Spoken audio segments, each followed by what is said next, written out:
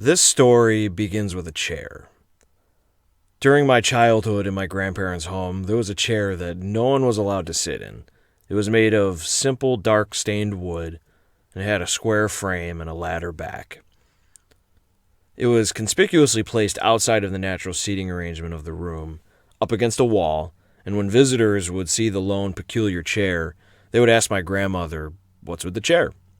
And she would enthusiastically reply, "Oh, that's George Washington's chair." The legend of the chair was always vaguely described. The story was that it belonged to an ancestor named Cherrick Beekman, who had fought in the American Revolution, and that this chair had once sat in his house. And apparently, George Washington would occasionally visit and sit in that chair. And through the generations, this heirloom passed eventually to my grandmother. As a kid, I always remember thinking Cherrick Beekman is kind of a weird name, and the chair belonged to a guy named Cherrick. All right. But he fought in the American Revolution. Well, I guess that's pretty cool. After my grandmother died, I began to expand on the genealogy groundwork that she had laid, and I was surprised to find that the story behind the ladderback chair was not only probably true, but also part of a larger story of one of the greatest tribulations of loss and disaster during the War for Independence. The chair itself was insignificant, but considering the destruction that was wrought around this piece of furniture, it's damn near a miracle that it still exists today. And woven in and out of this disaster is a published account of a romance between a young girl on her birthday and a soldier in the Continental Army. This lofty romance, and it is lofty, it's very, very colorful, I'll admit. Sometimes it's a little awkward for me to read. I'm not exactly a sappy person. Anyway, this lofty romance, together with a 19th century historian's due diligence, and surviving contemporaneous letters, we find ourselves present for a story of humanity and wanton destruction. It's one of those stories that reminds me, at least, that despite losing every worldly treasure you might possess, if we still have our loved ones, we still have everything. This is Romance and Revolution.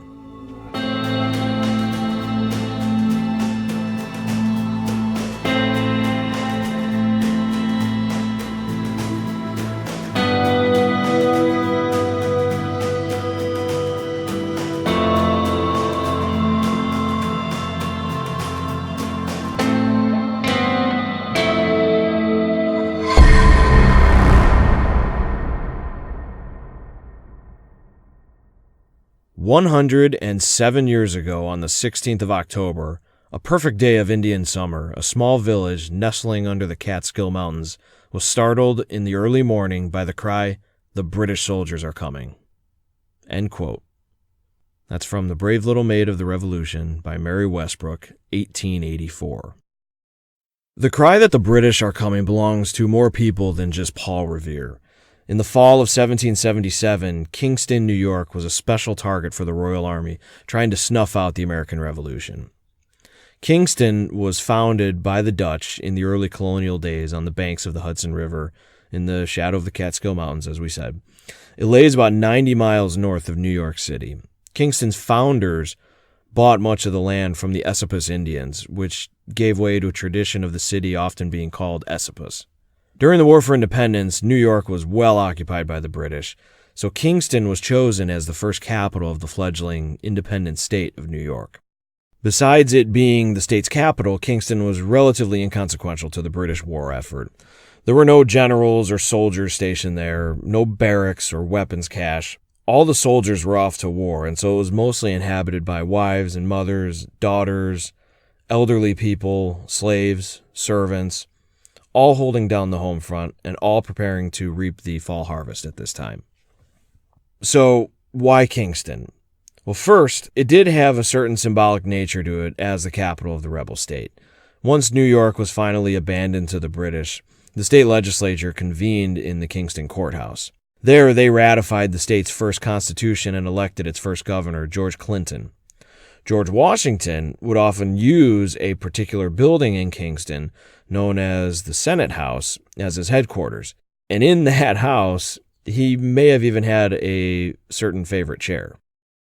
But there was a larger strategy at work that put the city on the Hudson in something of a British vice grip. As we've said, New York City was firmly occupied by the British under General Henry Clinton. not to be confused with the new American governor of New York, George Clinton. That confusion actually comes up a little bit later in an interesting story. But nonetheless, in a radical strategy, the British had sent General John Burgoyne with 8,000 men north into Canada via the Atlantic up the coast. And Burgoyne's plan was to march southward through the Hudson River Valley from Canada and invade New York from the north. He would then capture Albany and cut off New England from the rest of the colonies. So with Clinton's army to the south in New York and soon Burgoyne's army to the north in Albany, Kingston lay almost exactly in between the two cities of the Hudson River. Burgoyne, however, had run into quite a few problems in his march from Canada. American sharpshooters had a nasty little habit of picking off his Indian guides and officer corps, and trees just seemed to mysteriously fall in every possible path through the wilderness, causing the army to slow to a pace of just a few miles a day. Burgoyne's army that emerged from the wilderness was not the same one that sailed from New York. It was exhausted, disillusioned, it was short on leadership, and it now faced a formal Continental Army twice its size, led by American General Horatio Gates. Now, up to this point in the war, for the Americans' part, it had been pretty much a disaster, and the British could not afford to now give them the boon of capturing a huge army, Burgoyne's army, and setting back a year's worth of campaigning. So General Henry Clinton of New York, he certainly knew how quickly fortunes of war can change, and receiving word of the impending catastrophe for Burgoyne, he decided to hastily sail troops up the Hudson River to, if possible, assist the beleaguered Burgoyne, and also on his way destroy potential rebel strongholds as they went. With this plan set in motion, it was just a matter of time before these reinforcement troops reached Kingston. So now that we have the satellite view of the War for Independence in New England in the fall of 1777, I'm now going to zoom the thicker-than-blood history satellite into the street view mode to a specific house in Kingston. It's the morning of October 16th, and it's Rachel Dumont's birthday. She's 15. Mary Westbrook gives us exquisite detail of the young maid's attire on this special day. Quote, "On the eventful morning of the entrance of the enemy in this camp of women and children, Rachel was arrayed in a most becoming holiday attire, consisting of a white tunic, or short gown as it was then called, and a blue skirt or petticoat, reaching midway between the knee and ankle, and long blue silk stockings with black pumps, ornamented with large silver buckles. Her hair, which was chestnut brown, was closely tucked under a dainty white muslin cap, save a few stray curling locks, which chafed at the restraint, and sported with wild abandon on the soft autumn breeze. It was the little girl's 15th birthday, and it was to be celebrated with as much festivity as the perilous times would allow. The girls and boys of the village had been invited to spend the day with Rachel in the large front yard of the old family mansion. She had just descended from her room in the gabled attic of the old stone house and had gone to the front porch to see the arrangements for her lawn party when the alarm, 'The British are coming,' fell upon her ear." End quote. Rachel's parents were fairly advanced in age by this time, and Mary Westbrook describes them as invalid.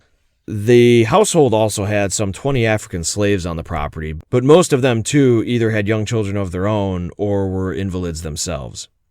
With the impending assault of an enemy army, young Rachel had something of a geriatric logistical nightmare on her hands. There had been rumors for weeks that if the British marched on Kingston, they would burn it to the ground. Whether those rumors were true or not, all she knew was she couldn't risk staying at their home. She would have to get everyone to the safety of the woods. Rachel wasn't an only child, but she was the oldest child, and the welfare of about 30 people were now in her hands. So quickly she directed the servants and slaves to begin loading the wagons full of supplies and people and household treasures, the latter of which she gave to the care of an older black slave she called Uncle Ned, who assured her that he would make for the woods as fast as he could and not look back lest he be turned to a pillar of salt. So with the carriages loaded, Rachel went back into her beloved home, the place where she had been born. It was a place full of memories, for one last look. Quote, "For an instant, the tears overflowed her eyes and face, but dashing them away, she knelt by the side of her mother's chair, and lifting her eyes once more heavenward, asking her Father in heaven to go forth with her and her beloved ones and lead them to a place of safety. Then rising from her lowly posture, she braced herself for the trying ordeal. Already the torch had been applied to the dwellings on the outskirts of the village by the scouts, and the lurid flames drew an unearthly light over the face of the figure of little Rachel in her holiday dress. The men and women servants had all collected about her, Every eye was on the little maid, and every arm ready to be raised in her defense. As she left the house, she had caught up a red scarf, which had lain in the hall, and she carelessly threw over her shoulder and draped around her waist, thus, unconsciously, with her blue skirt and white tunic, girding herself in her country's colors." End quote. Rachel Dumont guided her loved ones through the woods, over a creek, and onward for about a mile to a secluded farmhouse. But as soon as they arrived, she remembered something and darted back to her old home. The farm animals. No one had thought to free them from their pens. Rachel gathered the cows and chickens and pigs and led them to a secluded pasture near still water where she hoped they would remain until the ordeal was over. As she returned to the creek crossing to rejoin her family, she found that the water had risen some, and it would require a more delicate dance from stone to get across. Quote, "Thus our brave little Rachel was leaping from one rock to another like some young deer, choosing the most perilous places. And very beautifully was the sight of this young girl, with her gay dress and floating red scarf poised on stone after stone, with all the speed and grace of a fawn. Her cap had fallen off in the water, and the chestnut hair, gleaming with gold in the sunlight, fell over her shoulders, below the waist, in the most attractive negligee. Now she stands perfectly still, poised on a rock which seems too far away from another to leap, and, turning, in desperation partly, to her old home, she caught sight of the British Army, crossing the lowlands, entering Kingston. It was then about 12 o'clock, and the sun shone directly down on the brightly polished arms and red uniforms of the soldiers, making them glisten with brilliance, which so entranced the child she could not move. The soft, low beat of the drum had also reached her, and she, the child of a soldier, full of martial enthusiasm, forgot everything but the glittering array and brilliant approach of the grand army, with drums and fife playing old well-known airs. She thought not of her danger, but was filled with childish ecstasy at the delight of the brilliant pageant. The sun, as I have said, shone so directly upon them, and so intensified the glittering, that Rachel was obliged to shade her eyes with her hands, that she might still gaze on. Would that some one of our gifted American artists could have transferred to canvas this child woman, as she stood there amid the waters of the Esopus Creek. No other would be needed to immortalize his genius or skill. Noble, heroic maiden, lifted above and out of herself and hazardous surroundings, and intently looking with a child's artlessness and fearlessness upon this band of marauders that were to lay desolate her fondly loved home. The flames on the outskirts of the town where the scouts had applied the torch were increasing rapidly. Already the wind was carrying the cinders from the burning barns all around this fairy Undine, on her island in the sea, and the smoke of the falling homes had reached the heart of the little maid, well nigh suffocating her. She could no longer look towards this flaming mass. Suddenly she awoke to a sense of her dangerous situation. Hot, blinding tears shut out all the glittering arms and bright uniforms, and the cries of the dazed inhabitants from their different coverts drowned out the music of drum and fife. Yes, Rachel was awake and fully roused to the import of what was impending. She must reach her parents. End quote. When Rachel did return, her parents were so in fear for the little maid's safety that upon seeing her, her aged mother collapsed. Quote, "Touching indeed was the solicitude of the sick husband and father in trying to arouse the drooping form of his wife. 'She is here, she is here,' the poor man called to his surviving companion. And slowly the eyes opened. A faint color came to her cheek, and Rachel's mother lived to clasp her beloved to her heart once more. Too sacred was the scene now to lift the veil, even though 100 years have cast their soft, mellow haze over the touching picture. The little maid, robed in the red, white, and blue, kneeling beside the reclining parents, while the brother and sisters and the servants pressed close about her. The father, in a strong voice, sent earnest thanksgiving to the Heavenly Father for restoring to them their child." End quote. The book, The History of Kingston, New York, by Marius Schoonmaker, details the destruction wrought by the British Army on that fateful day. But it also notes some peculiar events that occurred just a few days before the British arrived. About a week before the burning of the town, a woman, Mrs. Lowe of Kingston, took in a wayward traveler who appeared to be suffering from some unknown malady. He claimed his illness was severe, and thus he was looking for a place to recover before continuing on to Rochester. The Lowes happened to live across the street from the Kingston courthouse, where the state legislature had often met. When Mr. Lowe came home to find the stranger in his home, he told his wife that he was sure the man was a British spy. A few days later, Mr. Lowe, in fact, warned his wife that tomorrow the man was going to be arrested as a spy, and that she should leave the back door open for him so that he can make his escape. Now, You might wonder why either of them would show any sympathy to a man they believed to be spying for the enemy, but captured spies in those days and for pretty much most of history were always hanged or otherwise executed. This was understood as a rule of engagement for spies, and anyone who took the commission of being a spy was under no illusion of the potential consequences they faced. So, it's very plausible that out of simple charity, they just didn't want him to die. Schoonmaker describes the scene when Mrs. Lowe made her way to the stranger's bedroom to warn him of his impending doom. Quote, "She found her guest sitting up and writing. He had a brace of pistols and a sword lying on the table, and his boots were standing on the floor at the side of him. As soon as he saw her, he came up to her and said in a whisper, 'My good little Dutchwoman, I am a British spy. I have heard all that was said and will get away and be off.'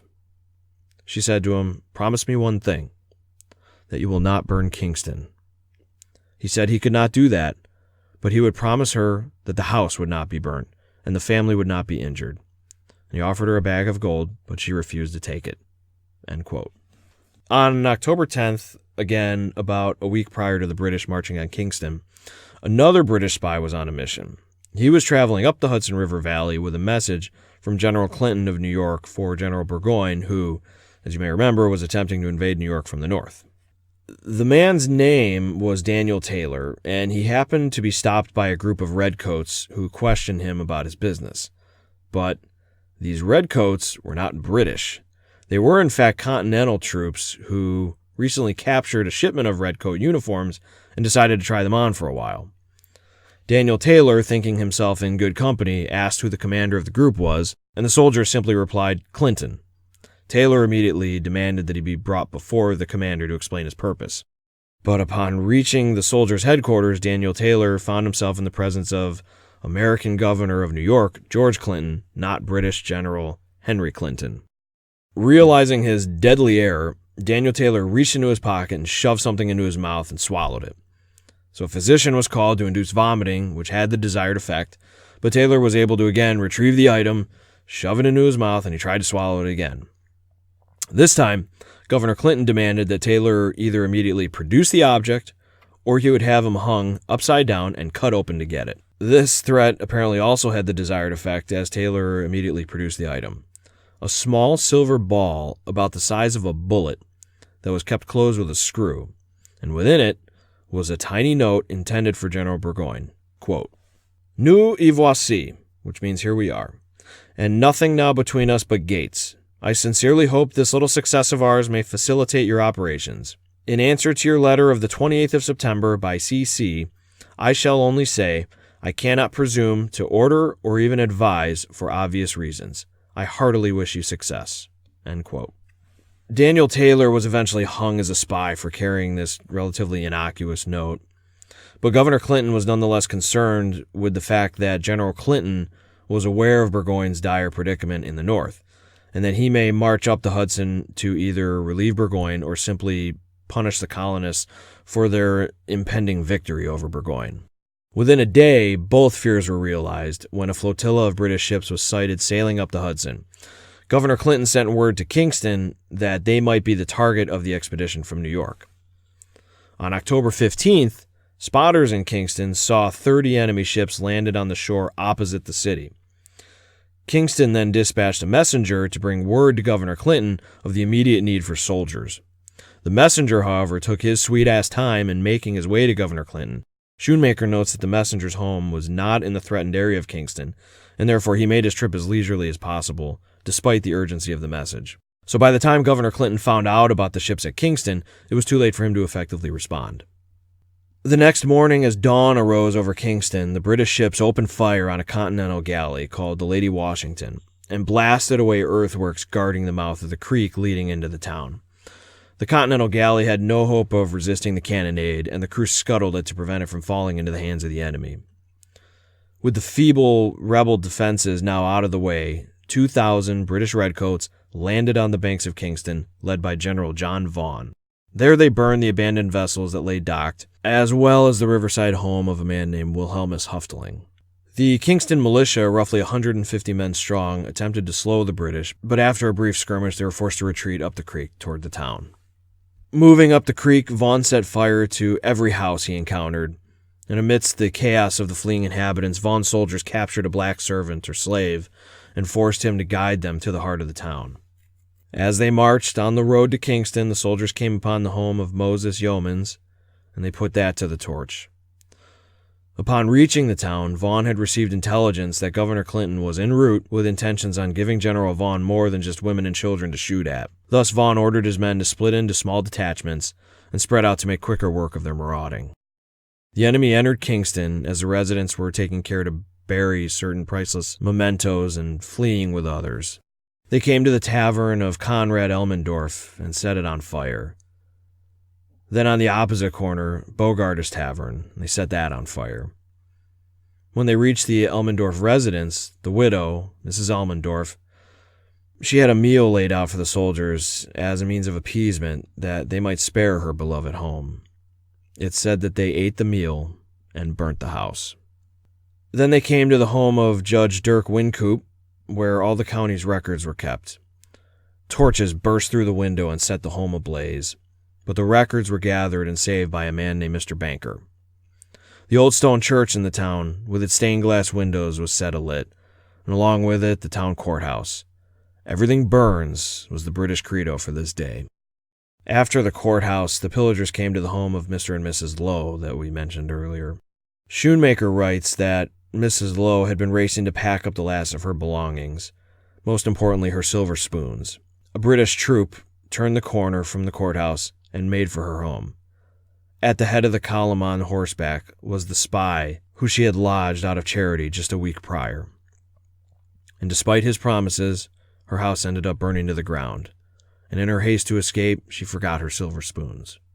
At another home, a woman was struggling to carry a chest of valuables when the British reached her front door, torch in hand. She begged for mercy and shouted that she was the wife of a British officer, and they simply shouted back, "You will all claim to be British officers' wives now," and they threw her chest out into the street and ransacked it for valuables.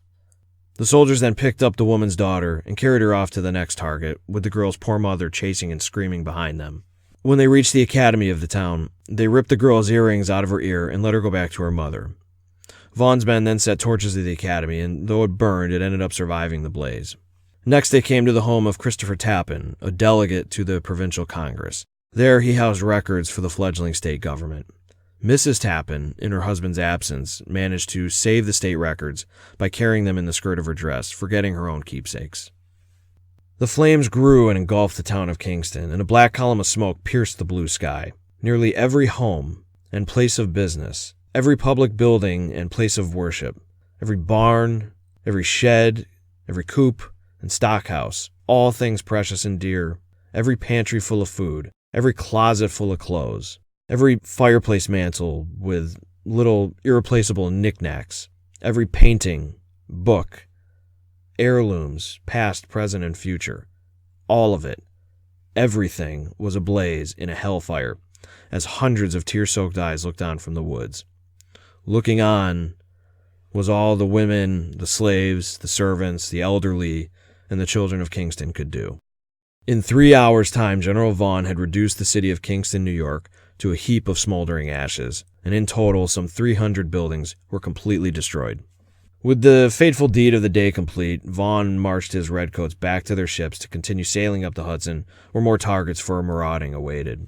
So this is a good spot to pick back up with Mary Westbrook's narrative. Quote, "Now the family were en masse, watching the progress of the terrible fire fiend, which they could very clearly trace. With suffused eyes and beating hearts, entwined in each other's arms, silently they witnessed home after home succumb and fall before the destroyer. Their own beloved walls were among the last to be consumed by the flames. Slowly, yet surely, the stealthy foe crept and hissed with forked tongue over the doomed village. Its fate was sealed. The old Dutch settlement was to be totally destroyed by the enemy. I say totally, yet there was one barn saved, and one house left intact where General Washington had made his headquarters when in this vicinity, and the unroofed walls of the old stone mansion in which Rachel's grandfather lived, and which had the honor of being the first Senate house of the state of New York." End quote. As the sun began to set over Kingston, the hot glow of embers kept illuminated an eerie haze over the town. The birthday girl, Rachel Dumont, kept watch over those charged to her care and instructed the house servants to be at the ready in case the enemy were to return. Quote, "After all was quiet, the little girl began to think over all that had happened during the day. She felt that some strange change had come over her own nature in the last few hours. She had become a woman in heart and mind. Truly, Rachel had been baptized with fire, and she had come forth freed from alloy. Yet she was only a woman, and as such could not help but clinging to the remembrances of many a household treasure buried beneath the ruins of her once happy home. Sincere tears flowed over her cheeks while thinking that she would see these endeared relics no more. And then the eyes of the woman-child went down to her feet to see if her silver buckles, her only ornaments, were safe. This was the first she had thought of them, and alas, one was gone. It must have been washed away by the waters in that terrible crossing of the creek. Poor little Rachel, who had so bravely stood almost within range of the enemy's guns, without the slightest fear, and without shedding a tear, was now quite heartbroken over the loss of only a shoe buckle. They had been given to her by a dear playmate, a boy a few years her senior, as he bade her goodbye 2 years before, and marched off to the music of the drum and fife to join the army fighting for his country. Tears had been in the lad's eyes as he placed the souvenirs in the little maid's hands, and very tremulous was the voice that said, "Goodbye, Rachel. Keep these until I come back to you, and wear them for my sake." With both his hands clasping the one the young girl outstretched to him, the children stood perfectly still, with only heaven as a witness to their parting. Yet each felt the choking sensation that would not permit the expressing in words the thoughts welling up in each other's breast. They were too much in awe to kiss each other, yet a certain something passed from heart to heart and flashed from eye to eye, revealing that their destinies were forever inseparable. End quote. Buckles may not seem like a very romantic keepsake, but they were the most valuable possession for the young man. They belonged to his grandfather, who had brought them over the Atlantic from England when he immigrated. With the loss of everything, and now taking in the loss of these precious gifts given to her by the young man who has her heart, the birthday girl dried her eyes and went to sleep. The next morning, General Vaughan, aboard the safety of his vessel, and taking stock of the success of his mission, drafted a letter to his superior, General Clinton. Quote, "Sir, I have the honor to inform you that on the evening of the 15th, instant I arrived off Esopus, finding that the rebels had thrown up works and had made every disposition to annoy us and cut off our communication, I judged it necessary to attack them. The wind at that time being so much against us that we could make no way, I accordingly landed the troops and attacked the batteries, drove them from their works, spiked and destroyed their guns. Esopus being a nursery for almost every villain in the country, I judged it necessary to proceed to that town. On our march, they were drawn up with cannon, which we took and drove them out of the place. On our entering the town, they fired from their houses, which induced me to reduce the place to ashes, which I accordingly did, not leaving a house. We found a considerable quantity of stores which shared the same fate. Sir James Wallace has destroyed all the shipping except an armed galley which ran up the creek with everything belonging to the vessels in store. Our loss is so inconsiderable that it is not at present worthwhile to mention. I am, etc., John Vaughan, Galleys and Armed Vessels off Esopus Creek, October 17th, 1777. End quote. About the same time General Vaughan was detailing his account, Rachel Dumont awoke to a new sound filling the air over Kingston, the sound of fife and drum. And standing on the banks of the creek, she could see the Continental Army filtering in through the charred remains to offer what help they might. Quote, "Clasping her hands over her heart, which wildly throbbed with all she felt in the air, she saw approaching a young officer in American uniform. Tall and graceful, his sword sheathed at his side, he was leaping from rock to rock, with all the intrepidity with which a true man conquers the lions in his path, or surmounts the obstacles which intervene between him and his loved one. As he neared the spot where the young girl stood, still robed in her country's colors, he felt that it was indeed Rachel. The blood mounted to his brow, in spite of his soldier's clothes, and the brave officer's heart gave some very portentous leaps towards his mouth, as he now, rather tremblingly, drew close to the shore." End quote. The young soldier, now a lieutenant, was named Cherrick Beekman. He was a few years older than Rachel, but he apparently had missed her as much as she missed him. When his regiment arrived in Kingston, she was the first person he sought out. Rachel led Cherrick through the woods to the refuge where her family and her servants awaited, and he was welcomed as a son by her parents, and the young children nearly tore apart his uniform in excitement. As the group was discussing the tragic events of the prior day, Rachel also told him of the regrettable loss of one of her shoe buckles that he had given her, and all he did was smile in return. It was determined that Rachel and Cherrick would venture up to the remains of her home to see what, if anything, might be salvaged from the ruins. And so they went back the way Rachel had traveled yesterday. And as they crossed the creek with their horses, Lieutenant Cherrick caught the sight of something shining in the sun at the bottom of the creek bed, and he dove in, forgetting his decorum as a soldier. Quote, "More precious than the costliest of stones was this found shoe buckle to the young man and maiden. With the gallantry of the most chivalrous of knights did the youthful officer now kneel on a rock and fasten it to the slipper or pump of the little maid. While doing so, he made a wish that this pledge, rescued from the waters of trouble, might prove a true talisman against all that could harm his beloved. And Rachel, with all her old cognizance of what was going on in the atmosphere about her, felt her dear playmate's wish to protect her, and thanked him with her eyes, although her lips were too tremulous to speak." End quote. The pair approached the charred mass that used to be her childhood home, still smoking. She recognized something, in fact, the only thing that was still standing, a black kettle swinging on a chain above the brick fireplace. It was placed there yesterday morning and still had the remnants of the birthday pudding that was supposed to be used for Rachel's party.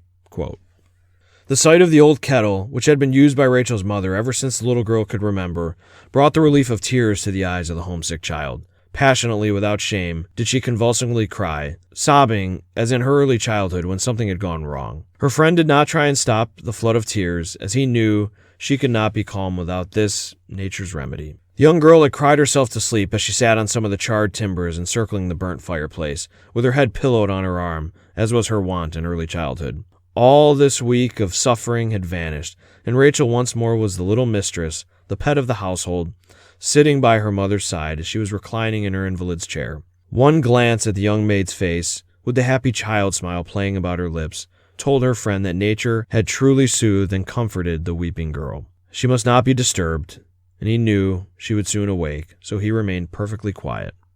End quote. All about Kingston on this day did the scene of Rachel and Cherrick no doubt play out in various ways as the townspeople staggered back to the remains of their homes, fruitlessly kicking aside charred wood and broken bricks for something, anything that might have been saved. But everything was desolate. The regiment of soldiers sent by Governor Clinton to relieve the city were from this very place. They were the sons and brothers and fathers of this town. They momentarily left the command of their superiors to find their loved ones and comfort them. On this solemn day, as the citizens of Kingston were taking stock of their situation, just north up the Hudson in a place called Saratoga, New York, a monumental thing had occurred, arguably one of the most significant moments in American history. After nearly 2 months of battle, General John Burgoyne had surrendered his entire 8,000-strong army to General Gates of the Continental Army. This event would cascade into the French joining the American War for Independence, without which the war would never have been won. As General Gates was receiving his new prisoner of war, Burgoyne, he received word of the burning of Kingston by British General Vaughan. Gates took it upon himself to write a letter directly to Vaughan and remind him of the peculiar fortunes of war. Quote, "Sir, with unexampled cruelty you have reduced the fine village of Kingston to ashes, and most of the wretched inhabitants to ruin. I am also informed you continue to ravage and burn all before you on both sides of the river. Is it thus your king's generals to think to make converts of the royal cause? It is no less surprising than true that the measures they adopt to serve their master must have quite the contrary effect. Their cruelty establishes the glorious act of independence upon the broad basis of the general resentment of the people. Other generals, much older officers than you can pretend to be, are now, by the fortunes of war, in my hands. Their fortune may one day be yours when, sir, it may not be in the power of anything human to save you from the just vengeance of an injured people." End quote. Man, what a statement. So Gates is basically saying, Vaughan, don't let me catch you. In the wake of the desolation of Kingston, charity was showered upon the displaced people. The surrounding towns and villages opened their doors to the homeless hundreds, and one local man donated 5,000 acres of his own land to the aid of the poor people. The state government of South Carolina sent a huge sum of cash up for relief efforts, and the soldiers began rebuilding the town. Cherrick Beekman himself had designed the new home for Rachel's family and had personally picked out the men to complete the task. Governor Clinton had pledged that whatever work was needed, the Army was there to see it done and get roofs over the heads of these people before winter sets in.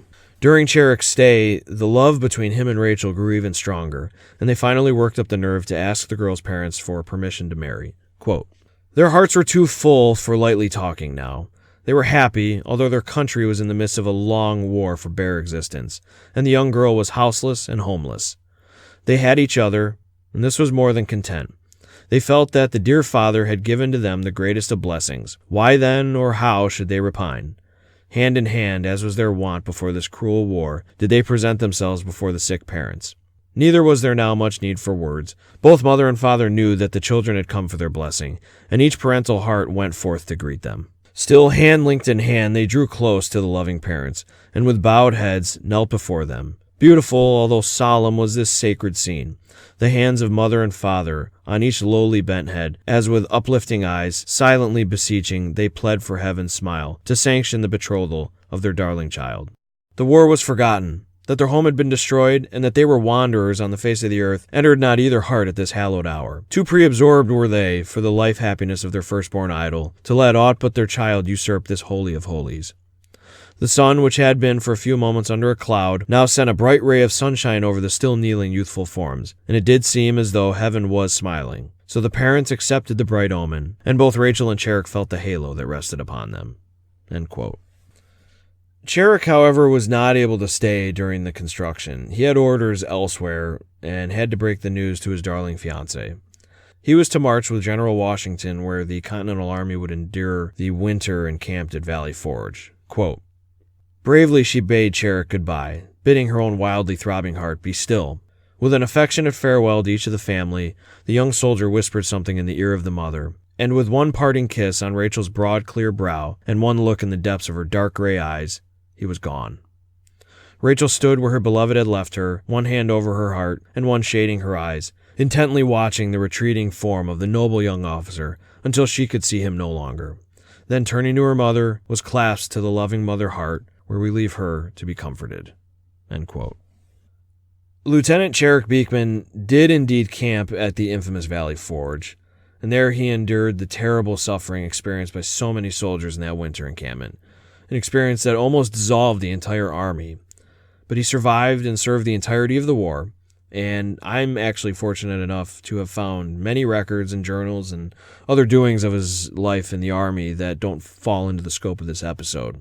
After the war, Cherrick returned to Rachel, and the two were finally married.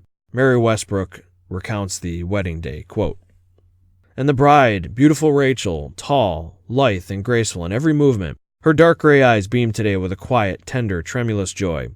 She was robed in her old favorite costume, the same that had so filled the eyes of her boy lover 6 years before, only of some finer material. The young captain had made this request. So her country's colors were her bridal robe, and the luxuriant chestnut hair, gleaming with gold, which now reached almost to the hem of her skirt, her only bridal veil. This, too, was the young officer's taste, which rather shocked some of the Orthodox Dutch matrons, who thought it should have been put away closely under a cap. And the huge silver shoe buckles, her only ornaments, the same that had for years been so closely linked and twined about Rachel's heart, flashed and sparkled with renewed brilliancy, as though in truth they were in perfect sympathy with the young lovers' happy hearts, united forever." End quote. During Valley Forge, it said that Cherrick contracted an illness that never fully left him. And so he died too young, at the early age of 29, leaving behind Rachel, widowed at the age of 26 with 3 children. Years after the war, General Washington visited a town nearby to Kingston where Mary Westbrook recounts a truly touching moment. Quote, "A short time after the death of Captain Cherrick Beekman, General Washington visited Newburgh. The bereaved young wife of the fallen patriot, with her only boy, a child of 3 years, with a double share of her old military fervor, hastened thither to do him honor. Robed in the deepest mourning, with her fatherless boy in her arms, standing at the side of one of the streets through which the military hero was to pass, she was seen by the tender-hearted father of our country. An officer at his side who knew Mrs. Beekman, noticing that Washington had observed her, told him that she was the wife of Captain Beekman, who was with him at Valley Forge. General Washington immediately dismounted and went to the young widowed mother. With a great deal of feeling, he took her hand, saying a few words, and lifting the boy in his strong arms, he kissed the fair baby brow. Then most courteously, he bade sorrowing Rachel adieu, and hastened to his comrades in waiting." End quote. After the burning of Kingston, a ballad was composed to memorialize the events of that time for future generations. To close this story, I'll read the last few stanzas. Quote, "It may be, when October brings forth its glowing, gladdening days, when town and hillside seem aflame, bright-hued midst tender haze, one watching ere the sad 16th, expectant through the night, in Kingston's churchyard might behold a weird, mysterious sight. Dim forms of earlier times seem there, a shadowy, ghastly throng. Too rarely do their names appear in history or song. A common impulse bringing all, the mistress and the slave, the dead from ancient battlefields, fair maidens, statesmen's grave, who bore so gallantly their part, the simple as the great. In brave old Kingston, this they plead, we helped to make the state. We hear it not with outward ear, it thrills the silence through. Remember, this has cost us dear. Its future rests with you."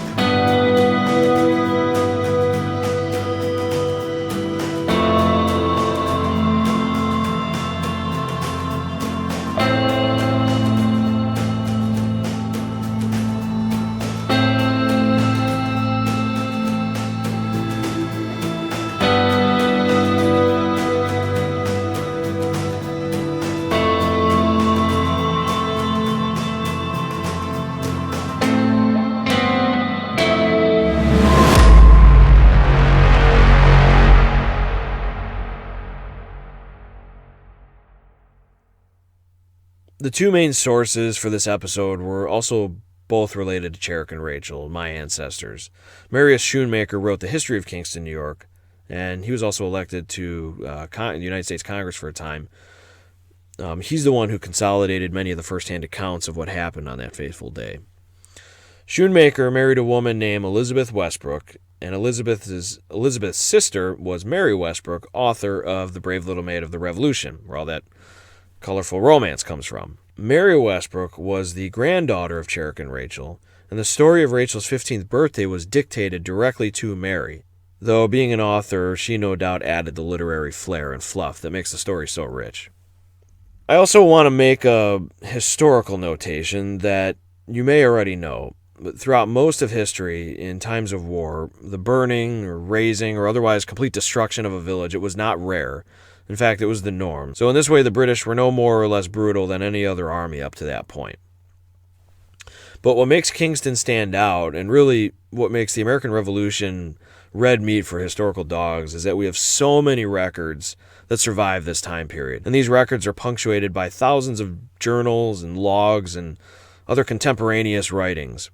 When all of these puzzle pieces are put together in a narrative, real people come into focus. And that's the goal for me with these stories, is to find the real people and somehow empathize with them and with their reality. I need to thank my sister Courtney for the incredible cover art that she produces for the show. If anyone needs freelance design work done, you can check out her website at cjdejulius.myportfolio.com. And there will be a link if you go to the website, thickerthanbloodhistory.com, and you click on this episode. At the top of the show notes, you'll see that link that I just gave you to her website. So check it out. She's unbelievably talented. I also need to make sure that I thank my wife Liz for putting up with me researching this stuff into the wee hours of the night, as well as allowing me to bounce ideas and read transcripts of the podcast off to her. She's a great partner in this, and I couldn't do it without her. As always, if you find this podcast worthy of a review or rating, leave us one wherever you listen. It's a huge help for attracting new listeners. And sharing with friends or family on Facebook or Twitter, that's insanely helpful too. So until next time, thank you for listening to Thicker Than Blood History. See you later.